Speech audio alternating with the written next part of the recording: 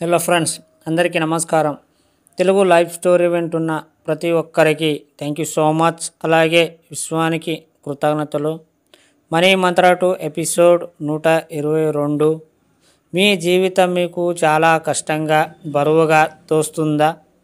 ఎంత ప్రయత్నించినా బయటపడలేకపోతున్నారా? అయితే ఏం ఆలోచిస్తున్నారు? ఏ దేవుడైనా మిమ్మల్ని కాపాడుతుడు అనుకుంటున్నారా? లేదా ఎవరో వస్తారని ఎదురు చూస్తున్నారా? ఇంకేదైనా అద్భుతం జరగబోతుంది అనుకుంటున్నారా? పైవేవి జరగవు. మీరు ఇంకా ఎన్నేళ్ళు వేచి చూసినా లాభం లేదు. మీ జీవితాన్ని మీరే మార్చుకోవాలి తప్ప మీ జీవితానికి ఎవరు కర్తలు కారు. మార్చుకోవాలి అంటే ఏం చెయ్యాలి? ముందుగా మీ జీవితాన్ని చాలా ఈజీగా ఊహించుకోండి. ప్రతిదీ మీ జీవితంలో చాలా సులభంగా పొందినట్లు ఊహించుకోండి.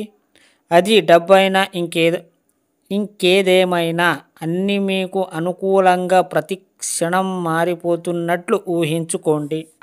అందరూ మీకు అనుకూలంగా ప్రవర్తిస్తున్నట్లు పదే పదే చెప్పండి.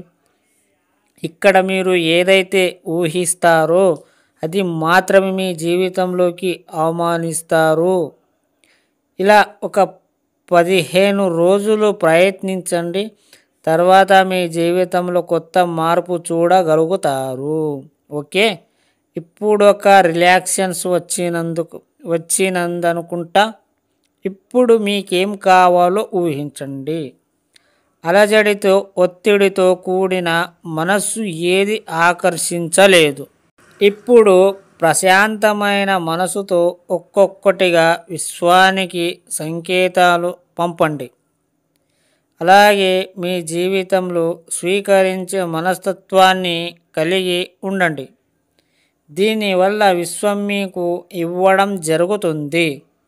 స్వీకరించాలి అన్నప్పుడు మనం ఇచ్చే మనస్థితి కలిగి ఉండాలి. అప్పుడే మనం పొందడం జరుగుతుంది. మీరు ఎప్పుడు కూడా మీ జీవితంలో చాలా బాధగా, నెగిటివ్గా, బరువుగా తీసుకోవద్దు. నువ్వు బరువుగా అనుకుంటే బరువు కనిపిస్తుంది, సులువుగా అనుకుంటే సులువుగా కనిపిస్తుంది.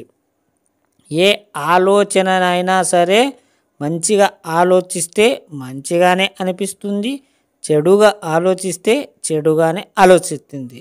సో నీ మైండ్ మీద డిపెండ్ ఉంటుంది. నువ్వు ఆలోచించే విధానంలో తేడా ఉంటుంది.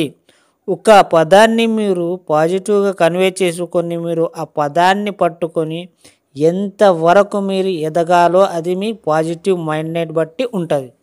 అదే నెగిటివిటీ మైండ్లో పెట్టుకొని నువ్వు పదే పదే పదే నెగిటివ్గా ఉంటే సో నెగిటివిటీ వస్తుంది. ఎంత ప్రయత్నించినా బయటపడలేకపోతున్నారా?